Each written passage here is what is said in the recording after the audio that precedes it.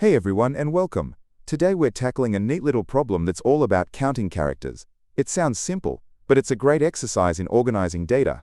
Let's break it down together. So the screen shows the full problem description. But let's simplify it. We're given a string of lowercase letters. Our job is to find two numbers and add them together. Let's see what those two numbers are on the next slide. Okay, so our mission is broken into three parts. First, we need to scan the string and figure out which vowel appears the most times. We need to remember that number. Let's call it the max vowel frequency. Second, we do the same thing, but for all the consonants. We find the consonant that appears most often and get its frequency. Finally, we just add those two maximum frequencies together. That's our answer. The problem gives us a few helpful rules. If, say, S and C both appear 4 times, and that's the highest for any consonant, we don't have to pick between them. We just need the number, 4. The same goes for vowels. More importantly, we need to think about what happens if the string is something like rhythm. There are no vowels. In that case, the problem says we should consider the max vowel frequency to be 0. The same logic applies if a string only had vowels, like e, eat, I, o, u. The max consonant frequency would just be 0. Let's walk through the example successes to make this concrete. First, let's hunt for vowels. We have 1 U and 2 E's. The highest frequency among these is 2. So, our max vowel frequency is 2. Now for the consonants. We have 4 S's and 2 C's. The highest frequency here is 4. Great!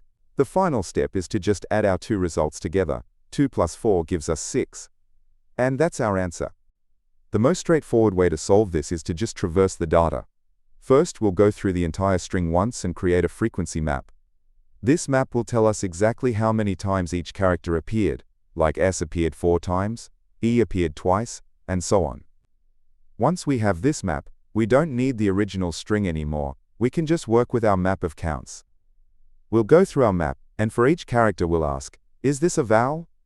If yes, we consider its count for the vowel group. If not, we consider it for the consonant group. We keep track of the highest count we've seen in each group, and then add them up at the end. Okay. Here is the complete Python code for this approach. It looks really compact, and maybe a little intimidating with those max lines.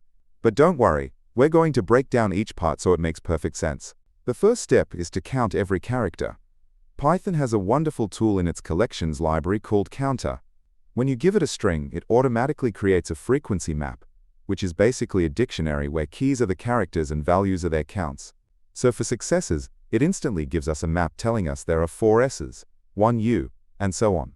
This is incredibly efficient. Now for that first max line. This looks a bit complex, but let's talk through it. This is a generator expression. Think of it as building a temporary list of numbers. It goes through every character in our frequency map. For each character, it asks, is this character inside the string II? If the answer is yes, it grabs that character's count from our map and adds it to our temporary list. Once it has checked all characters, the max function looks at this list of vowel counts and picks the biggest one. The secret weapon here is default equals 0. If our string had no vowels, that temporary list would be empty. Trying to find the max of an empty list would normally cause an error, but default equals 0 tells Python, hey, if the list is empty, just use 0. It's a clean way to handle that edge case. The line for finding the max consonant frequency is almost identical. The logic is the same. We build a temporary list of counts. The only change is the if condition.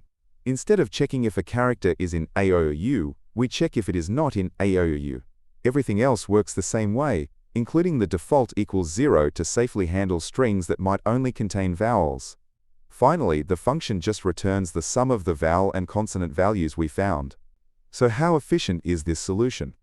For time complexity, it's big O of n, where n is the length of the input string. This is because the counter has to look at every single character in the string one time to count them. We can't do better than that, since we have to see every character. For space complexity, it's big O of 1, or constant space. This might seem strange, but our frequency map will hold at most 26 key value pairs, 1 for each letter of the alphabet. The size of this map never grows with the length of the input string. A string with 1,000,000 A's still only needs 1 entry in the map. Because the space doesn't grow, we call it constant. To wrap up, what did we learn here? First, frequency maps are a go-to tool for any problem involving character counts. They make the code cleaner and often more efficient.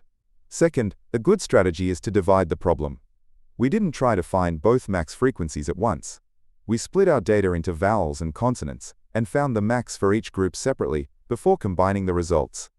And finally, always think about edge cases. What if there are no vowels? The default argument was a perfect, elegant solution for that. If you enjoyed this problem and want to keep practicing, the learning doesn't have to stop here. I've organized all my video solutions into handy playlists. Whether you're looking to grind through more Leetcode easy, medium, or hard problems, or you want to master a specific topic like sliding window or dynamic programming, I've got a playlist for you. It's the perfect way to focus your study sessions. Go to the Playlist tab and find a playlist that fits your goals. Hope this Leetcode solution breakdown made sense. If it helped, give that like button a click, maybe subscribe for more, or drop a comment if you have questions. Make sure to turn on the notification bell so you know straight away when I upload a video, because I upload videos daily. This channel doesn't make any money from sponsorships or ads yet, so if you're feeling generous, there's always the Boba Fund. Keep coding, and I'll catch you in the next one.